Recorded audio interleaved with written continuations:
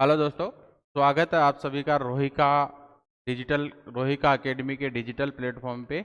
आज जो अपना सेशन रहेगा वो राजस्थान के भूगोल और राजस्थान के भूगोल में जो चैप्टर वाइज जो क्वेश्चंस या कहीं ना कहीं पूर्व परीक्षा में आए हुए क्वेश्चंस होते हैं उनकी बात करेंगे।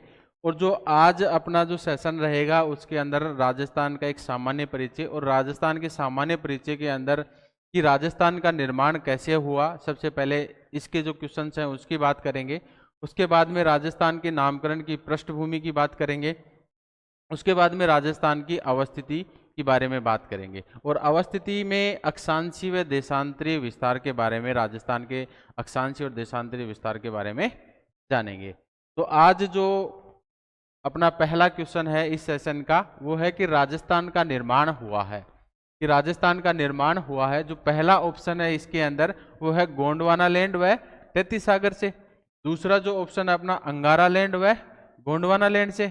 तीसरा जो ऑप्शन है अपना अंगारा लैंड व तैतीस सागर से। और चौथा ऑप्शन है इनमें से कोई नहीं। तो जो हमारे राजस्थान का निर्माण हुआ है वो गोंडवाना लैंड व तैतीस सागर से हुआ है। जैसे इस पृथ्वी के ऊपर सबसे पहले उच्चावच बने, प्राथमिक उच्चावच जिन्हें कहा, तो एक जो भाग था स्थलखंड के रूप में जो 29% भाग पर था उसे महाद्वीप कहा। क्या कहा? महाद्वीप कहा। और एक भाग था 71% पर, 71% भाग पर जो बचा हुआ भाग उसे महासागर कहा। क्या कहा? महासागर। ठीक है। एक भूगोलवेता थे वेगनर महोदय। कौन? वेगनर महोदय। वेगनर महोदय 1912 के अंदर बताते हैं कि जैसे जैसे अपन पृथ्वी के अंदर यानी कि जो महाद्वीपीय भाग है इसे अपन स्थलखंड भी कह सकते हैं।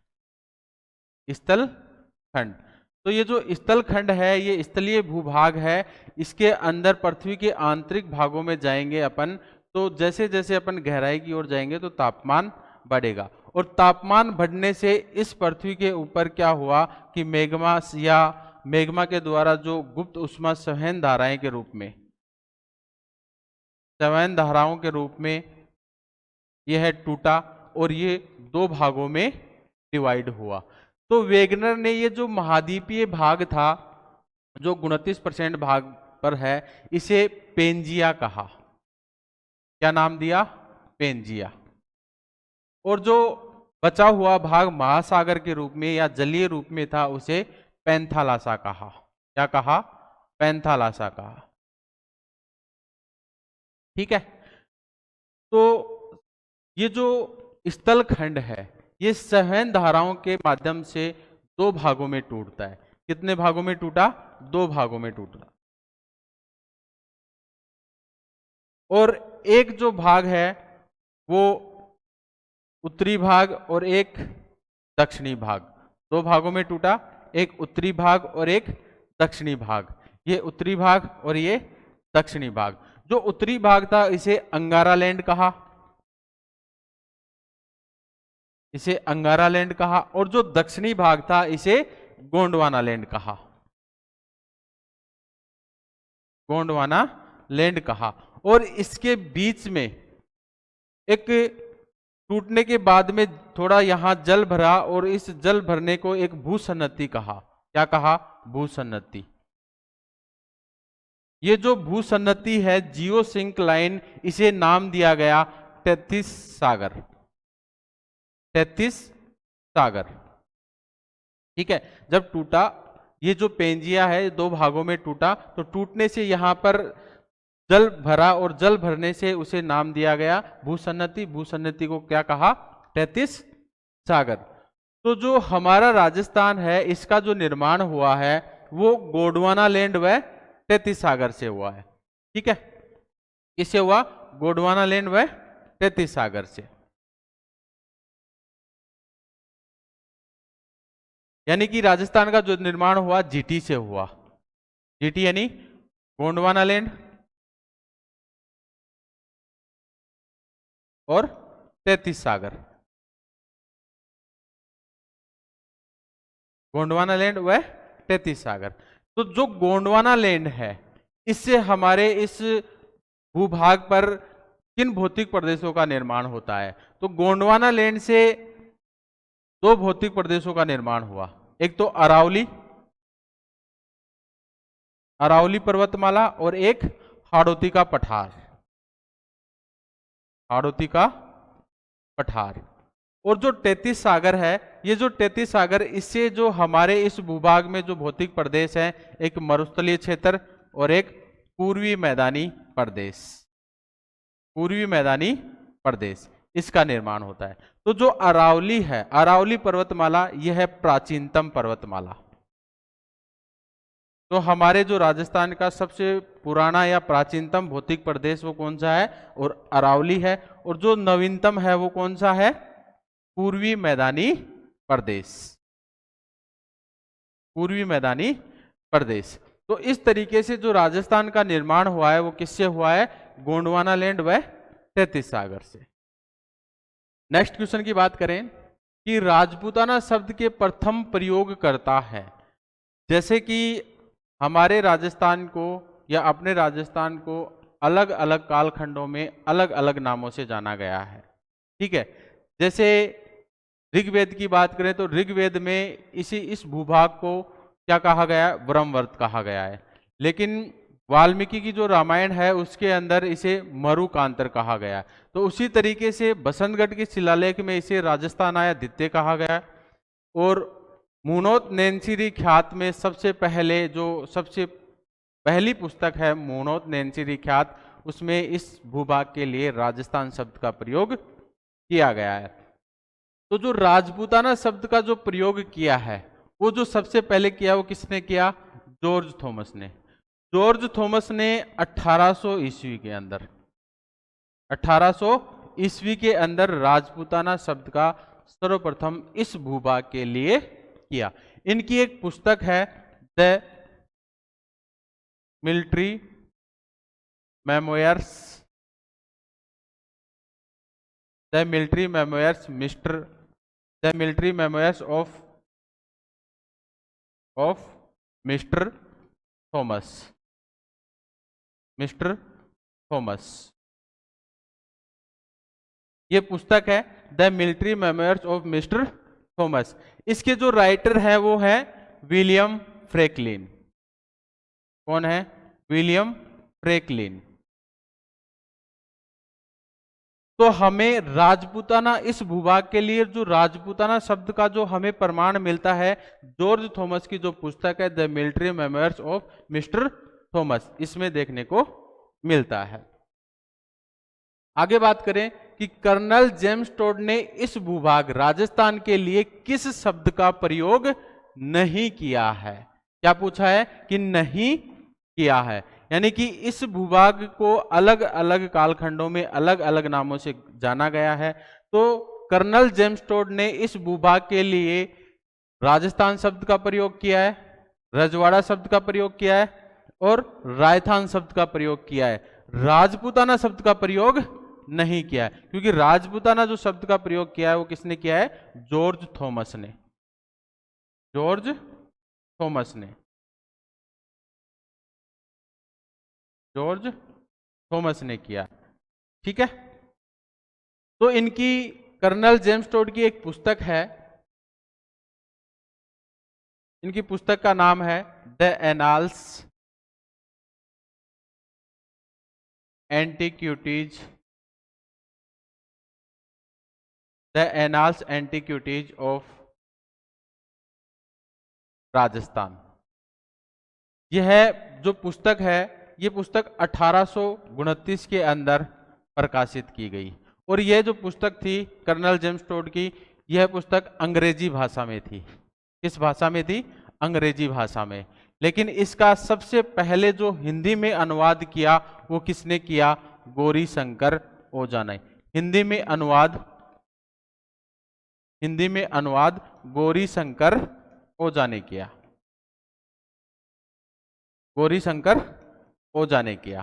तो इस पुस्तक के अंदर जो कर्नल जेम्स टोड की पुस्तक है, इसके अंदर हमें प्रमाण मिलता है इस भूभाग के लिए। क्या मिलता है कि इस भूभाग के लिए जो नाम दिए गए, यहाँ राजस्थान शब्द दिया गया, रजवाड़ा नाम दिया गया और रायथान नाम दिया गया।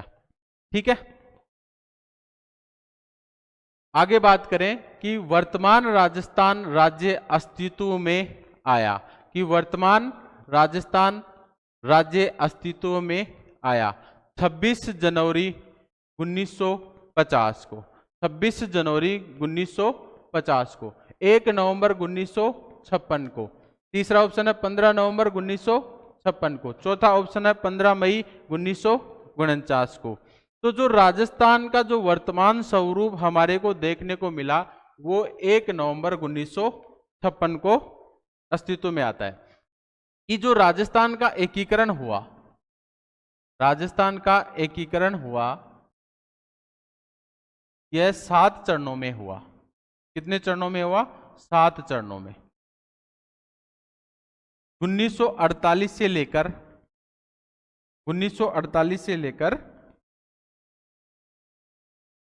1956 तक, 1948 से लेकर 1956 तक राजस्थान का एकीकरण हुआ 7 चरणों में। तो 1 नवंबर 1956, 1 नवंबर 1956 जो हमारा राजस्थान, वर्तमान राजस्थान है, वर्तमान राजस्थान अस्तित्व में आता है। तो उस समय 1 नवंबर 1956 में जो राजस्थान की स्थिति थी उसमें 26 जिले, कितने जिले थे?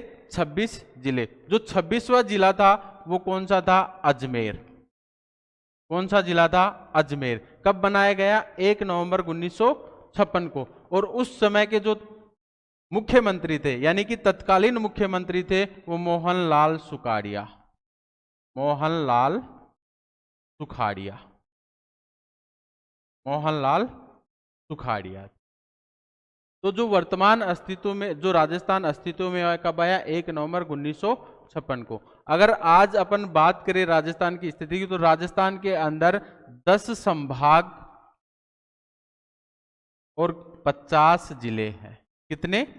10 संभाग और 50 जिले हैं। ठीक है। 26 जनवरी 1950, जो 26 जनवरी 1950 है, इसमें भारत सरकार द्वारा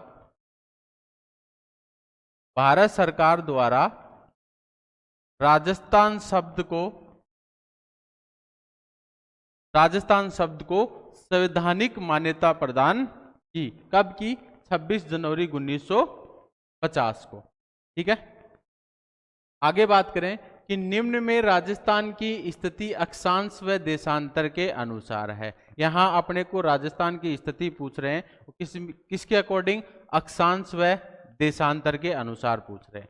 ठीक है। अगर अपन बात करें, पहला जो ऑप्शन अपना वो है उत्तर पश्चिम, दूसरा है उत्तर पूर्व, तीसरा है दक्षिण पश्चिम, चौथा है दक्षिण पूर्व। तो इसका जो सही उत्तर है वो है उत्तर पूर्व। तो अक्षांश व देशांतर के अनुसार जो राजस्थान की स्थिति है वो उत्तर पूर्व में। अगर अपन बात करें अक्षांश और देशांतर की, अक्षांश व देशांतर की,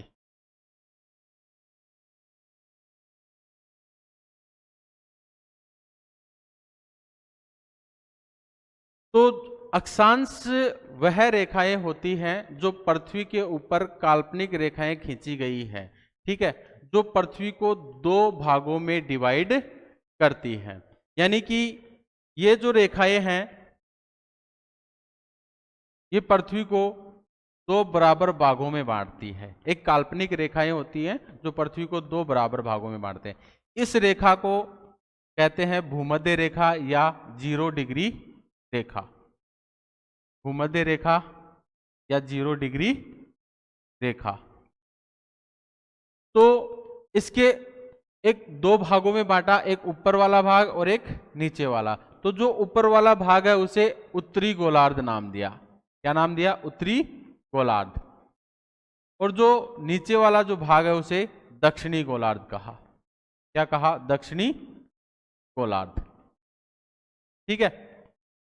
अपन बात करें देशांतर की, तो जो अक्षांश रेखा के जो लंबवत खींची गई रेखाएं होती हैं उन्हें क्या कहते हैं, जो उत्तरी ध्रुव और दक्षिणी ध्रुव को आपस में मिलाती है और जो इस पृथ्वी को दो समान भागों में डिवाइड करती है। इसे 0 डिग्री प्रधान यामोत्तर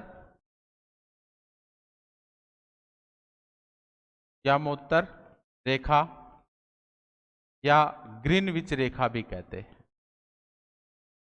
ग्रीनविच रेखा भी कहते हैं।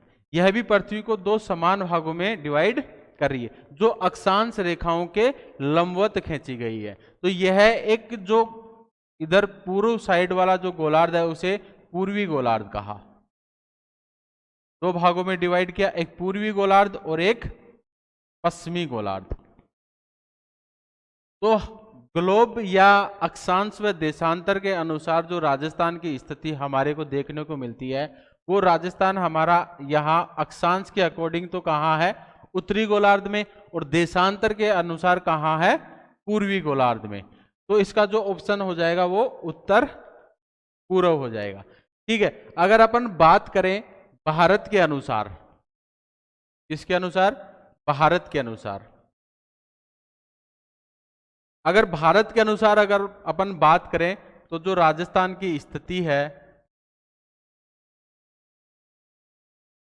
जो राजस्थान की स्थिति है वो ये है, यानी कि उत्तर, दक्षिण, पूर्व और पश्चिम। तो जो राजस्थान है वो कहाँ है, उत्तर पश्चिम के बीच में। ठीक है। तो ये भारत के अनुसार है, भारत के अनुसार जो राजस्थान की स्थिति है वो क्या है, उत्तर पश्चिम। ग्लोब के अनुसार,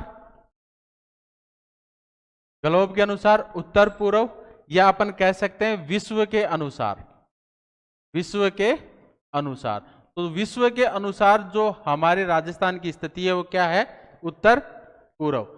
लेकिन जो तीसरा ऑप्शन है दक्षिण पश्चिम, ये जो दक्षिण पश्चिम है ये एशिया महाद्वीप के अकॉर्डिंग है। किसके अकॉर्डिंग है, एशिया महाद्वीप, क्योंकि अपन इंडिया है वो एशिया के दक्षिणी भाग में है। तो दक्षिण पश्चिम जो है वो राजस्थान की स्थिति एशिया महाद्वीप के अकॉर्डिंग है। ठीक है।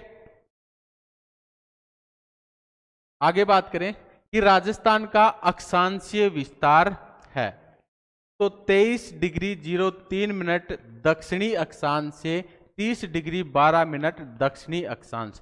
तो अभी अपन ने बात की कि अपना जो राजस्थान का अक्षांशीय विस्तार है वो उत्तरी गोलार्ध में है। कहाँ है, उत्तरी गोलार्ध में। तो अपन दक्षिणी गोलार्ध में नहीं है, तो ये जो अपना पहला ऑप्शन है ये गलत हो जाएगा। दूसरा 8 डिग्री 04 मिनट उत्तरी अक्षांश से 37 डिग्री 6 मिनट उत्तरी अक्षांश। तीसरा जो ऑप्शन है 23 डिग्री 03 मिनट उत्तरी अक्षांश से 30 डिग्री 12 मिनट उत्तरी अक्षांश। चौथा जो ऑप्शन है 23 डिग्री 30 मिनट उत्तरी अक्षांश से 30 डिग्री 12 मिनट उत्तरी अक्षांश। तो इसका जो सही उत्तर है वो 23 डिग्री 03 मिनट उत्तरी अक्षांश से, क्योंकि अपन जो अक्षांशीय विस्तार अपना उत्तरी गोलार्ध के अंदर है, से 30 डिग्री 12 मिनट उत्तरी अक्षांश तक। ठीक है। ये जो 8 डिग्री 4 मिनट उत्तरी अक्षांश से 37 डिग्री 6 मिनट उत्तरी अक्षांश है, ये भारत का अक्षांशीय विस्तार है। इसका है भारत का अक्षांशीय विस्तार, भारत का अक्षांशीय विस्तार। ठीक। अगर अपन बात करें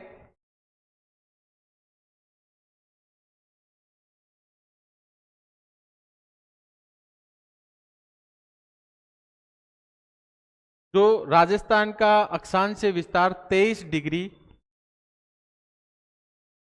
03 मिनट से उत्तरी अक्षांश से 30 डिग्री 12 मिनट उत्तरी अक्षांश तक फैला हुआ है। तो पहली बात करें अपन कि जो राजस्थान का अक्षांशीय विस्तार है,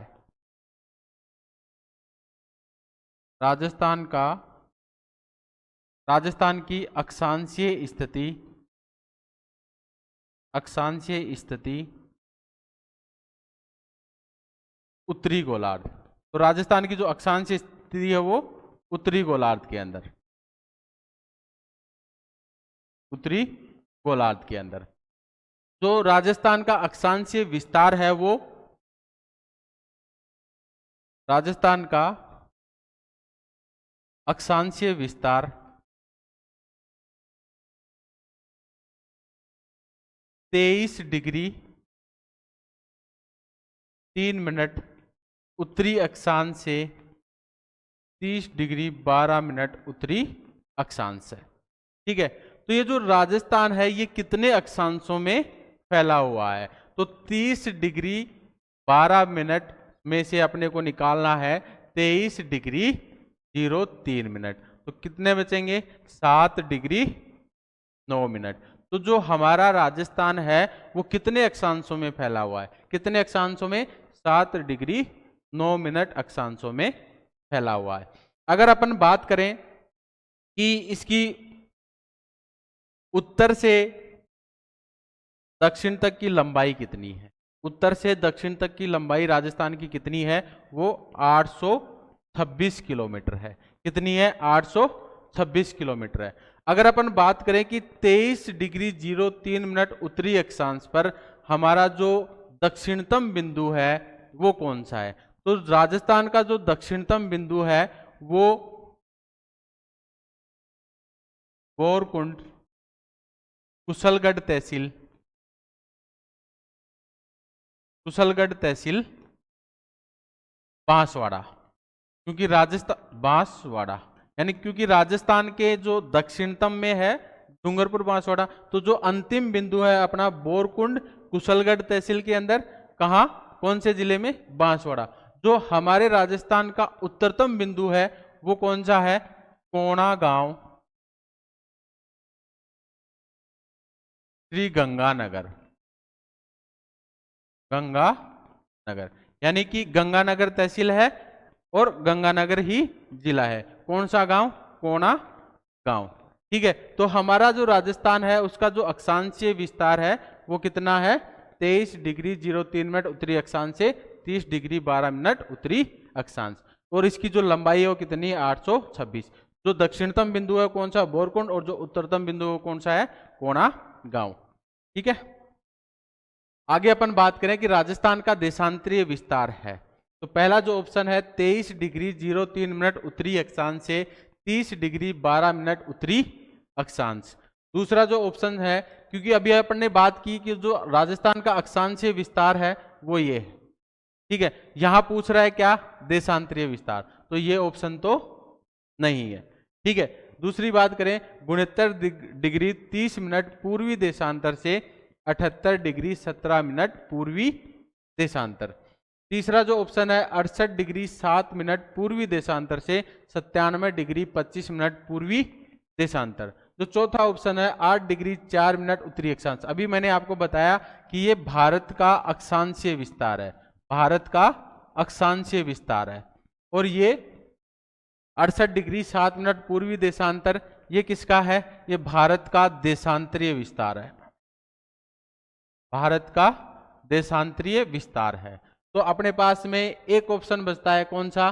बी ऑप्शन, 69 डिग्री 30 मिनट पूर्वी देशांतर से 78 डिग्री 17 मिनट पूर्वी देशांतर। जो राजस्थान का देशांतरीय विस्तार है वो इतना है। ये जो ऊपर पहला जो ऑप्शन दे रखा है ये राजस्थान का अक्षांशीय विस्तार है, राजस्थान का अक्षांशीय विस्तार है। ठीक है, अगर अपन बात करें 68 डिग्री, इसका जो पश्चिमतम बिंदु और पूर्वतम बिंदु की बात करें तो 68 डिग्री 69 डिग्री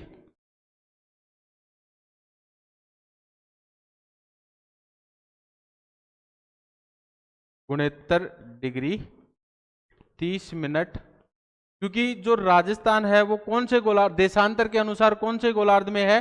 पूर्वी गोलार्ध में। कौन से गोलार्ध में है? पूर्वी गोलार्ध में। तो कौन सा देशांतर होगा? पूर्वी देशांतर होगा। ठीक है, तो अपन यहां क्या लगाएंगे? 69 डिग्री 30 मिनट पूर्वी देशांतर, पूर्वी देशांतर। और जो अपना पूर्वतम बिंदु है वो कौन सा है, 78 डिग्री 17 मिनट पूर्वी देशांतर, पूर्वी देशांतर। अगर अपन इसकी थोड़ी सी बात करें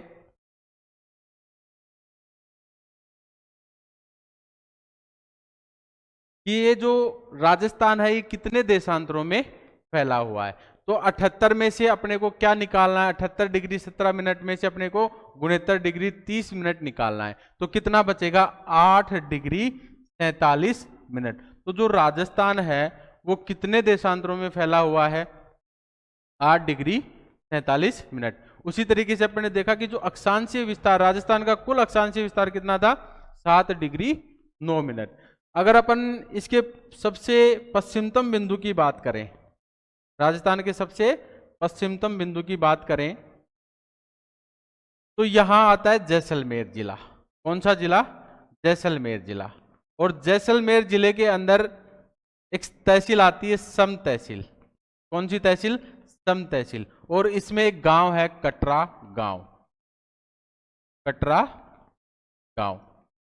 ये राजस्थान का सबसे पश्चिमतम बिंदु है। अगर अपन बात करें राजस्थान के सबसे पूर्वतम बिंदु की, तो जो राजस्थान का सबसे पूर्वतम बिंदु है वो कौन सा है, राजाखेड़ा तहसील, राजाखेड़ा तहसील धौलपुर के अंदर,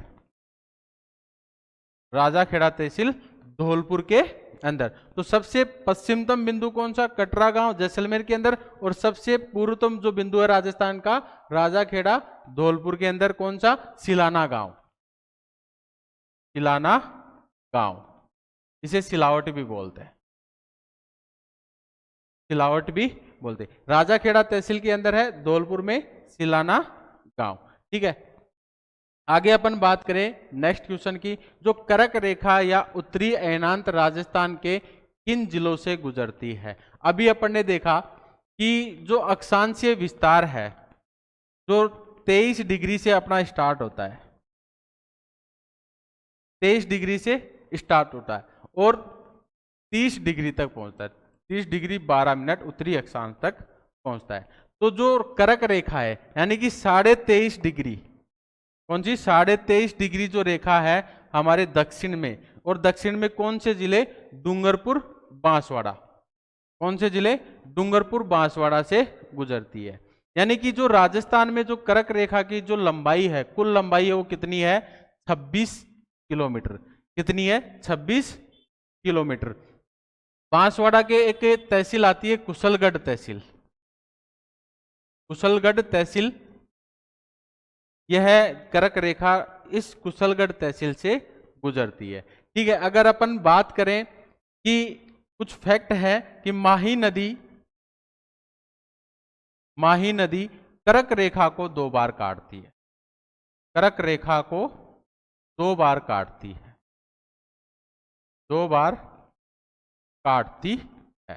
ठीक है, एक यहां पर एक फैक्ट की और बात करें कि सबसे छोटी रात और सबसे बड़ा दिन कब होता है, 21 जून। कब, 21 जून। सबसे छोटी रात और सबसे बड़ा दिन 21 जून 2015 से इस दिन को अंतर्राष्ट्रीय योग दिवस के रूप में मनाया जा रहा है। आगे बात करें कि राजस्थान की पूर्व पश्चिम व उत्तर दक्षिण लंबाई में अंतर है। मैंने अभी बताया कि जो राजस्थान में उत्तर से दक्षिण जो लंबाई है वो कितनी है, 826 किलोमीटर। और जो पूर्व से पश्चिम तक इसकी जो चौड़ाई है वो कितनी है, 869 किलोमीटर। तो 869 में से 826 निकालेंगे तो कितना बचेगा, 43 किलोमीटर। ये दोनों राजस्थान के अंदर जो प्रतिच्छेदित होती हैं वो नागौर के अंदर, और नागौर के अंदर एक गांव है, नागौर में लाम्पो लाई। और सैटेलाइट सर्वे के अनुसार अगर अपन बात करें तो वो कौन सा है, कौन सी जगह है, गगराना। ये सैटेलाइट सर्वे के अनुसार, और ये वैसे नॉर्मल जो नागौर के अंदर। ठीक है। आगे अपन बात करें कि उक्त मानचित्र में उन गांवों की स्थिति को दर्शाया गया है जहां से राजस्थान का उत्तर दक्षिण व पूर्व पश्चिम विस्तार नापा जाता है। ये स्थितियां 1, 2, 3 और 4 से अंकित की गई हैं। नीचे दी गई क्रमावली से इनका सही अनुक्रम पहचानिए। यानी कि जो अपने को दे रखा है 1, 2, 3, 4, तो 1 यानी धौलपुर, जो सबसे पूर्वतम बिंदु है अपना धौलपुर के अंदर। धौलपुर में कौन सा? सिलाना गांव। कौन सा? सिलाना गांव। दूसरी जो स्थिति है उत्तरी बिंदु, तो उत्तरी बिंदु कोणा गांव। कौन सा? कोणा गांव। तीसरा जो पूछा है अपने को कौन सा? पश्चिमतम बिंदु, तो पश्चिमतम बिंदु कौन सा? कटरा गांव। कौन सा? कटरा गांव। और जो चौथा पूछा है अपने को सबसे दक्षिणतम बिंदु, ये कौन सा है? बोरकुंड। बोरकुंड। तो पहला सिलाना, दूसरा कोणा, तीसरा कटरा और चौथा बोरकुंड। तो इसका जो सही आंसर होगा वो कौन सा होगा? सिलाना, कोणा, कटरा और बोरकुंड। ठीक है। आगे अपन बात करें कि राजस्थान के पश्चिम जैसलमेर व पूर्व धौलपुर के मध्य समय अंतराल कितना है। तो दोस्तों ये जो क्वेश्चन है, इस क्वेश्चन का आप लोग अपने कमेंट बॉक्स में उत्तर दें। बाकी अपन नेक्स्ट क्लास में इस क्वेश्चन की चर्चा करेंगे। तो धन्यवाद।